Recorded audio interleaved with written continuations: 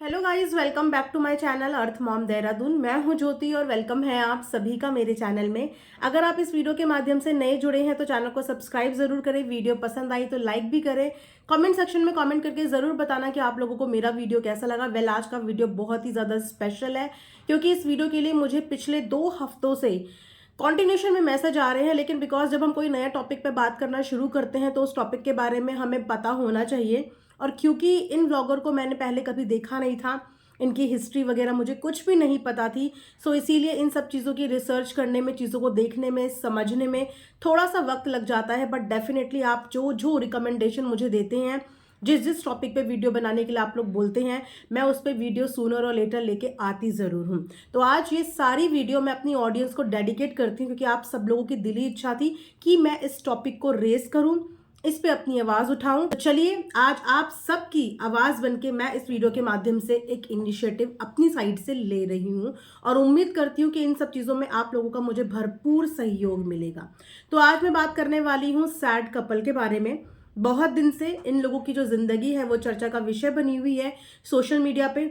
मैं देख रही हूँ कि बहुत सारे लोगों को इनकी चिंता हो रही है, बहुत सारी पब्लिक इनके लिए कंसर्न हो रही है। जब जाके मैंने इनका व्लॉग चेकआउट करा, इनकी थोड़ी सी हिस्ट्री जानने की कोशिश करी, तो मुझे पता चला कि दोनों ही मेहनत मजदूरी वाले लोग हैं। एक क्या मैं बोलूँ, अपनी ज़िंदगी को ट्रैक पे लाने की कोशिश कर रहे हैं। और हर वो इंसान जो मेहनत करके 2 रोटी कमाता है, खाता है, उसके लिए मेरे दिल में बहुत इज्जत है। जो मेहनत करके कमाता है, जब उनकी लाइफ मैंने थोड़ी सी व्लॉग के माध्यम से देखी तो मैंने देखा कि दोनों हस्बैंड वाइफ कितनी मेहनत करते हैं। कम उम्र में वो अगर अपनी जिम्मेदारियों को समझ रहे हैं, मेहनत कर रहे हैं अपने आगे के उज्जवल भविष्य के लिए, तो ये वाकई में तारीफ करने के लायक बात है। लेकिन क्या होता है ना कि जब हम मेहनत करते हैं, तरक्की करते हैं ज़िंदगी में, 2 पैसे कमाते हैं, एक अच्छी ज़िंदगी जीते हैं, तो उस अच्छी ज़िंदगी जीते हुए हमें बहुत सारे लोग नहीं देख पाते। और ये वही लोग होते हैं जो हमारे आजू बाजू के होते हैं, जो हमारे जान पहचान के होते हैं, जो किसी वक्त हमारे साथ उठा बैठा करते थे, हमारे साथ बोलचाल में थे। सबसे ज़्यादा हमारी तरक्की, हमारी उन्नति या हमको खुश देखकर उनको ही तकलीफ होनी शुरू हो जाती है। फिर वो अपनी नफरत में, अपनी जेलसी में, अपने कंपटीशन की भावना में ये भूल जाते हैं कि वो क्या कर रहे हैं। सामने वाला बंदा अपनी मेहनत करके अपनी कमाई खा रहा है, लेकिन उसको उसकी कमाई खाने में भी किस तरीके से परेशान किया जाए। इनका पूरा चैनल, या ये बोलूँ इनकी जो इतने दिन की व्लॉगिंग चल रही है, वो कहीं ना कहीं मुझे उसी चीज़ से रिलेटेड लगी। जैसे कि मैंने बताया, दोनों हस्बैंड वाइफ मेहनती है। अगर हस्बैंड बाहर के काम करता है तो वाइफ ने पूरा व्लॉगिंग का, यूट्यूब का काम संभाला हुआ है। आज वो अपनी वीडियो में ये भी बताती हुई नजर आ रही थी कि मेरे हस्बैंड को व्लॉग में बोलना भी नहीं आता, मेरे को उन्हें बताना पड़ता है कि ये चीज़ बोलो। वो इतने सीधे हैं, ना वो किसी से लड़ सकते हैं, ना झगड़ा कर सकते हैं, ना ही ज़्यादा बोल सकते हैं। व्लॉगिंग का, यूट्यूब का पूरा काम वाइफ ने संभाला है। वहीं पे उनके हस्बैंड की मैंने देखी सब्जी की ठेली भी थी। वो अपने कंधों पे सीमेंट लाद लाद के अपने घर की दीवार बनवा रहा था, मरम्मत कर रहा था। लेकिन ये तो चलिए, हर आम इंसान अपनी ज़िंदगी में मेहनत करता है, कोई अनदर लेवल की करता है, कोई अनदर लेवल की करता है, पर हर कोई 2 रोटी कमाने के लिए मेहनत कर रहा है। लेकिन यहाँ पे जो मेन मुद्दा है, वो मेन मुद्दा ये है कि जो नूतन है, जिनकी मैं बात कर रही हूँ, उन कपल का नाम है, वाइफ का नाम है नूतन, लड़के का नाम है सौरभ और उनके चैनल का नाम है सैड कपल। वाइफ जो है वो इस टाइम पे प्रेग्नेंट है, लेकिन वहीं पे उसकी प्रेगनेंसी जर्नी को इतना डिफिकल्ट बना दिया है उनके आस पड़ोसियों ने। किस तरीके से ना गुट बना के, ग्रुप बना के लोग हावी होते हैं, उसका लाइव एग्जाम्पल है। बार बार उसके घर में उसके साथ मारपीट करने के लिए आ रहे हैं, डंडे पकड़े हुए हैं, डंडा पकड़ पकड़ के मारपीट कर रहे हैं, गंदी गंदी गालियां दे रहे हैं। ये तक कोई लिहाज नहीं कर रहा है कि आप जिसको गालियां देने जा रहे हो, आप जिनको डंडे मारने जा रहे हो, जिनको चांटे मारने जा रहे हो, जिनको मारने मरने की धमकी दे रहे हो, वो औरत गर्भवती है, वो औरत प्रेग्नेंट है, और शायद आप ही के बच्चों की उम्र की है।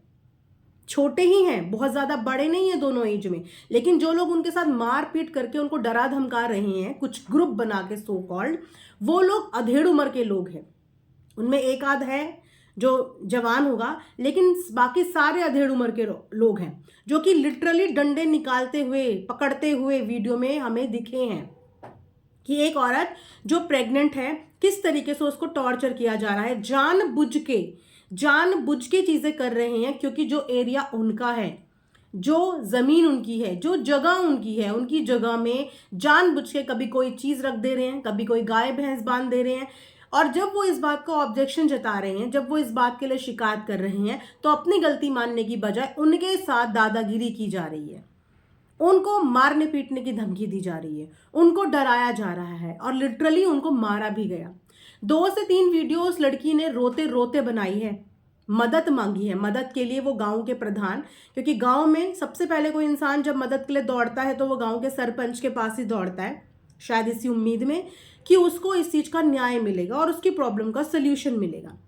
लेकिन क्या वाकई में कमजोर इंसान को उसकी प्रॉब्लम का सल्यूशन मिलता है? देखने में लगता नहीं है कि कमजोर इंसान को उसकी प्रॉब्लम का सल्यूशन मिलता है। वो प्रधान के पास, सरपंच के पास जब अपनी मदद के लिए गई तो उन्होंने भी उनको समझा बुझा के वापस भेज दिया, लेकिन चीजें खत्म नहीं हुई। उनके घर में बार बार अटैक होते रहे, उनको बार बार मारने पीटने की बात होती रही। एक प्रेग्नेंट औरत के लिए ये सारी चीजें कितनी ज्यादा स्ट्रेसफुल होती हैं, ये हर महिला समझ सकती है।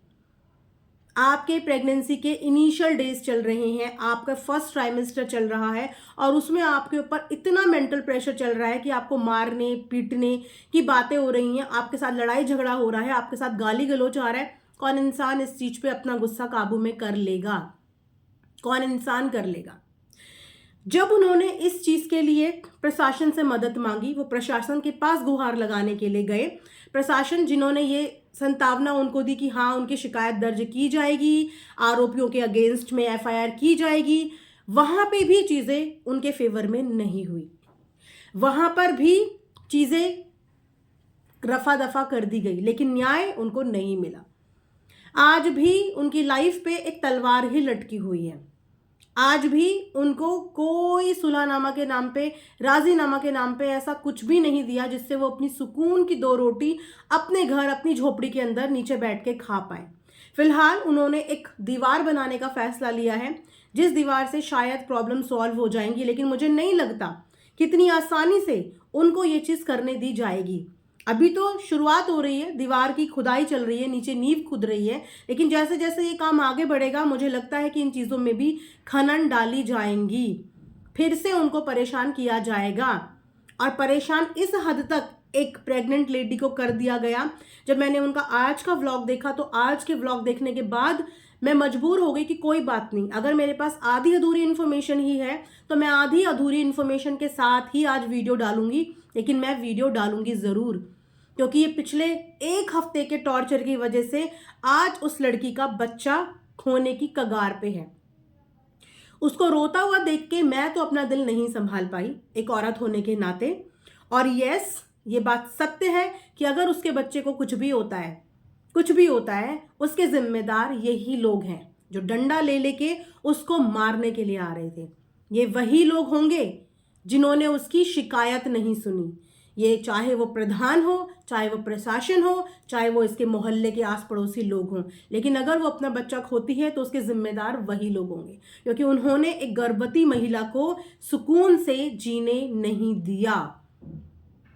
आज डॉक्टर ने साफ तौर पे उनको ये बोल दिया है, उन्होंने अल्ट्रासाउंड भी कराया, डॉक्टर का एक प्रिस्क्रिप्शन भी हमारे साथ शेयर किया, अपनी कुछ मेडिसिन भी दिखाई, जहाँ पे डॉक्टर ने बोल दिया है कि बच्चे की हार्ट बीट नहीं है और अब आपको ये बच्चा अबॉर्ट कराना पड़ेगा। अबॉर्ट करने की पिल्स उनको दी है क्योंकि बच्चे की हार्ट बीट नहीं मिली, और बिना हार्ट बीट के बच्चा माँ की पेट में रहना माँ के लिए भी बहुत रिस्की होता है, पॉइजन फैलने के पूरे चांसेस होते हैं। तो उसके लिए डॉक्टर फिर आपको पिल्स ही देते हैं ताकि पिल्स की हेल्प से अबॉर्ट हो जाए।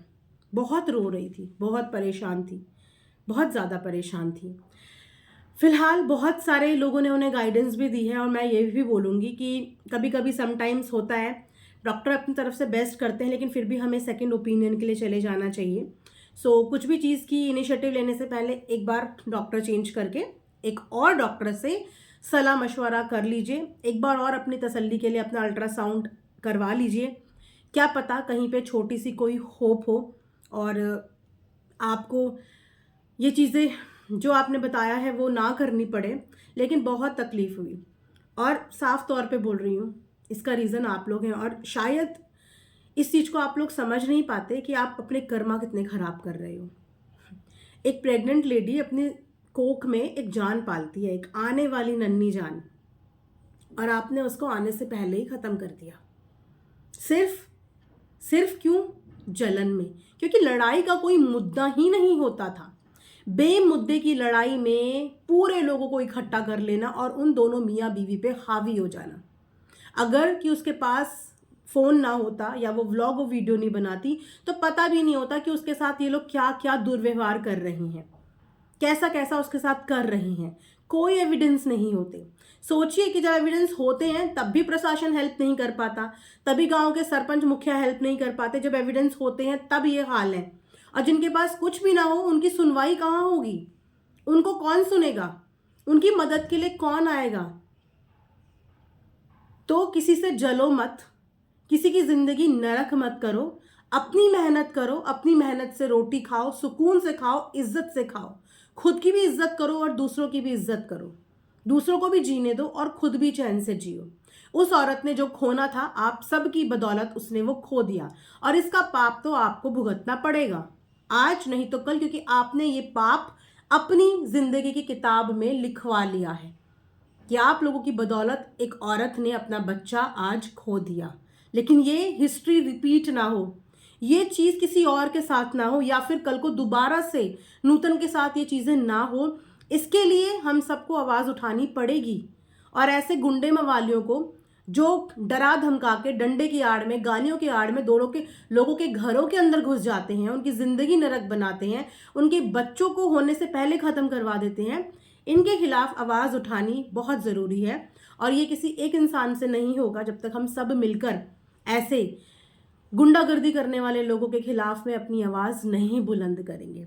फिर देखते हैं प्रशासन कैसे नहीं सुनेगा, फिर देखते हैं कि इंसाफ कैसे नहीं मिलेगा, और कैसे कोई मासूम बिना किसी गलती के ये दुनिया छोड़ के चला जाएगा। फिर देखते हैं। तो अपना भरपूर सहयोग दीजिए उन दोनों को, क्योंकि मुझे अभी भी उनकी लाइफ सुकून में नहीं लगती है। जो लोग यहाँ तक कर सकते हैं वो लोग आगे भी कुछ भी कर सकते हैं, दोबारा कर सकते हैं, तिबारा कर सकते हैं, वो लोग जीने नहीं देते हैं। इसीलिए जागरूक होइए और स्ट्रिक्ट एक्शन प्रशासन को इसके अगेंस्ट में लेना पड़ेगा, क्योंकि आज की डेट में बहुत ज़्यादा हद तक गुंडागर्दी बढ़ गई है। 2-4 डंडे पकड़ के ग्रुप बना के मासूम जनता पे बहुत सारे लोग हावी होते हैं और इससे अपना दबदबा बनाते हैं। गुंडागर्दी बढ़ती है, समाज डिस्टर्ब होता है, लोग डिस्टर्ब होते हैं, कानून प्रशासन से लोगों का विश्वास हट जाता है, टूट जाता है। इसी के साथ ये रिएक्शन वीडियो मैं यहीं पे खत्म करती हूँ। उम्मीद करती हूँ कि आप लोग सहयोग और सपोर्ट करेंगे। मिलेंगे नेक्स्ट वीडियो में, तब तक अपना ध्यान रखिए। Thanks for watching earth Mom Dehradun.